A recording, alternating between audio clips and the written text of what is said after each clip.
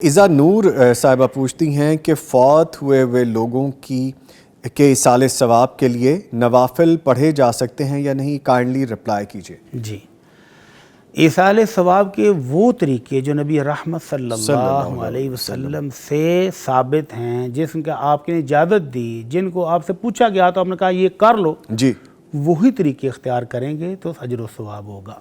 वो कौन से तरीके हैं? हज़रत साद रज़ी अल्लाह तआला अन्हु आए और कहते अल्लाह के नबी, मेरी वालदा मोहतरमा अचानक फौत हो गई हैं, उनको मौका नहीं मिला कि वो कुछ नसीहत करती, कुछ सदका खैरात करती, और वो मदीने की बड़ी मालदार खातून थी। तो पूछा सादतमंद बेटे ने कि अल्लाह के रसूल, क्या मैं वालदा की तरफ से कोई सदका करूं तो वो मेरी वालदा का सवाब मिलेगा? तो आपने फरमाया हाँ मिलेगा। तो हज़रत साद ने फिर एक कुआं खुदवाया और आम लोगों के लिए फ्री वक्फ कर दिया और कहा कि ये मेरी वालदा की तरफ से है।